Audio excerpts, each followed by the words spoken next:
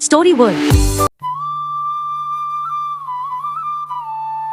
అనగనగా సిరిపురం అనే గ్రామం ఉండేది.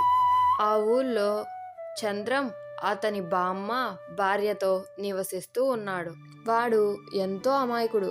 పట్టపగలే సూర్యుడిని చూపించి ఇదొక పండంటే నమ్మేస్తాడు. దాంతో ఆ ఊరి వారందరూ చంద్రాన్ని మోసం చేస్తూ ఉంటారు. చంద్రం భార్య సుశీల 4 ఇళ్లల్లో పనిచేసి వచ్చిన డబ్బులతో తన కుటుంబాన్ని పోషిస్తుండేది. అమ్మగారు, పనులన్నీ అయిపోయాయి అమ్మగారు, ఇక నేను వెళ్తాను. ఏంటే సుశీల, వచ్చి ఒక పావు గంట కూడా కాలేదు, అప్పుడే పనులన్నీ అవగొట్టేశావు.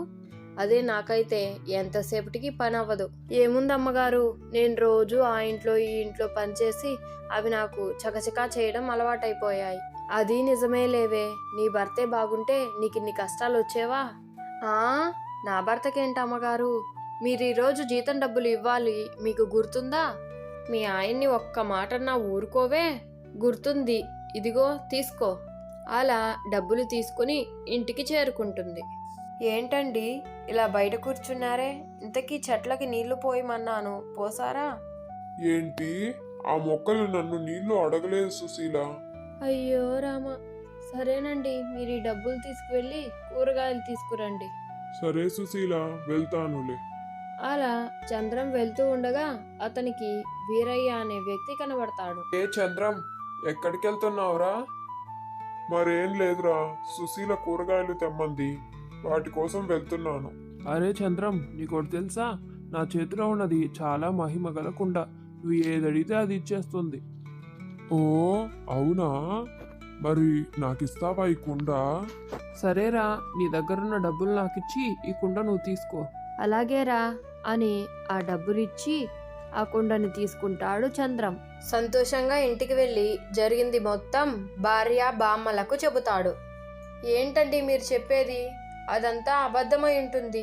సరే, ఇప్పుడు నేను పరీక్షించి చూస్తానుండు. ఓ మంచి కుండ, నాకిప్పుడు ఒక పనస పండు కావాలి. ఏంటి, పనస పండు రాలేదే? వీరయ్య వస్తుందని చెప్పాడే. మీకింకా అర్థం కాలేదా?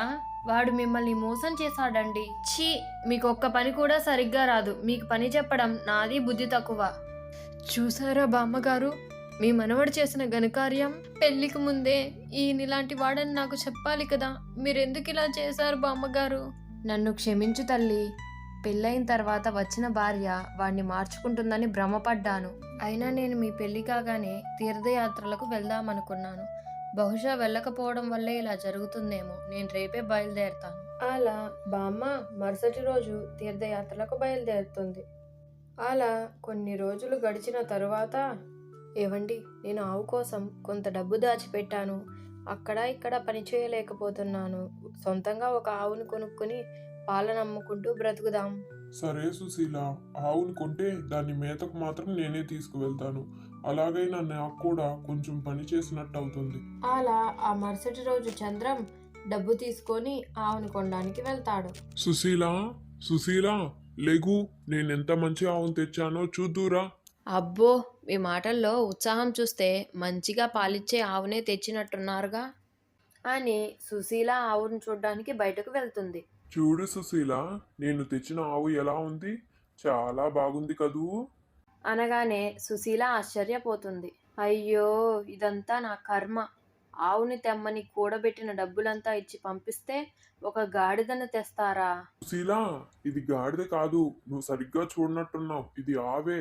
ఇది చాలా బలమైందంట, కొత్త రకమైన ఆవట. ఆవులలో రకాలేంటండి? మిమ్మల్ని ఎవరో వెర్రిబాగులోని చేసి ఈ గాడిదను మీకు అంటగట్టాడు అని బాధగా అక్కడి నుండి వెళ్ళిపోతుంది. చంద్రం ఉదయాన్నే లేచి ఆ గాడిదతో, గాడిద, ఇకపై నువ్వు నా మిత్రుడివి. ఇకపై మనమిద్దరం కలిసి అన్ని పనులు చేద్దాం. ముందైతే అడవికెళ్ళి కట్టెలు కొట్టుకొద్దాం పద. అలా గాడిదను తీసుకువెళ్ళి అడవికెళ్ళి కట్టెలు కొడతాడు చంద్రం. కట్టెలు కొట్టి బాగా అలసిపోయి, మిత్రమా, నాకు బాగా అలసటగా ఉంది. నువ్విలా పడుకో, నేను అక్కడెళ్ళి ఆ చెట్టు కింద కూర్చొని కొద్దిసేపు విశ్రాంతి తీసుకుంటాను. అలా వారిద్దరూ విశ్రాంతి తీసుకుని చంద్రం కొద్దిసేపు తర్వాత లేచి చూడగా అక్కడ గాడిద కనిపించదు. మిత్రమా, మిత్రమా, ఎక్కడికెళ్ళావు అని చంద్రం అనగానే గాడిద, నేను ఇక్కడే ఉన్నాను మిత్రమా అంటూ ఆ గాడిద బదులిచ్చింది. ఏంటి మిత్రమా, నీకు మాటలు వస్తాయా? అవును మిత్రమా, నేను మాట్లాడగలను. సరే, ఇక మనం బయలుదేరి వెళ్దాం పద. కట్టెలు అమ్ముకొని ఇంటికి చేరుకుందాం. కట్టెల దుకాణానికి చేరుకుని, అయ్యా, మేం మీ కట్టెలు అమ్ముదామనుకుంటున్నాం. మా దగ్గర ఇన్ని కట్టెలున్నాయి. మీరు ఎంత డబ్బులు ఇవ్వగలరు? నేను వీటికి ఓ 200 ఇవ్వగలను బాబు. మిత్రమా, ఆ అంగడివాడు నిన్ను మోసం చేయాలని చూస్తున్నాడు. ఈ కట్టెలకి 300 దాకా వస్తాయి.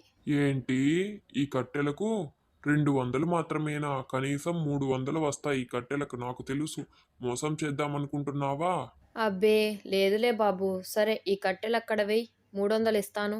అలా కట్టెలు అమ్ముకొని ఇంటికి వెళ్ళి జరిగింది మొత్తం భార్యకు చెబుతాడు. భార్య ఏదో వేళాకోళం చేస్తున్నాడని అంతగా నమ్మదు. కానీ తన భర్త సంపాదించినందుకు చాలా సంతోషపడుతుంది. ఆ మరుసటి రోజు కూడా చంద్రం అడవిలోకి కట్టెలు కొట్టడానికి గాడిదను తీసుకువెళ్తాడు. ఆ గాడిద హఠాత్తుగా పరుగులు పెడుతుంది. దాన్ని చూసి చంద్రం కూడా దాని వెంటే పరుగులు పెడతాడు. అది ఒక గుహ దగ్గర ఆగుతుంది. ఏంటి మిత్రమా, ఎందుకు ఇంత వేగంగా పరిగెత్తావు? నేను నీ వెనకల పరిగెత్తలేకపోయాను. మిత్రమా, ఇక్కడ పెద్ద మొత్తంలో బంగారం ఉన్నట్టు నాకు తెలిసింది. పద లోపలికి వెళ్ళి చూద్దాం. అలా వారిద్దరూ అక్కడికి వెళ్ళి చూడగా అక్కడ చాలా బంగారం ఉంది. మిత్రమా, ఈ బంగారాన్ని దోపిడీ దొంగలు దాచిపెట్టినట్టున్నారు. పద, దీన్ని తీసుకో, త్వరగా వెళ్దాం. అలా త్వరగా ఆ బంగారాన్ని తీసుకుని ఇంటికి వెళ్ళి జరిగింది మొత్తం చెప్తాడు చంద్రం. ఇదంతా తీర్థయాత్ర మహిమ. ఆ దేవుడు మనల్ని కరుణించి మనకింత బంగారాన్ని ఇచ్చాడు. మనం దీన్ని మంచి పనులకు మాత్రమే ఉపయోగించాలి. అలా వారి కష్టాలు తీరి వారు ఎంతో సంతోషంగా ఉంటారు.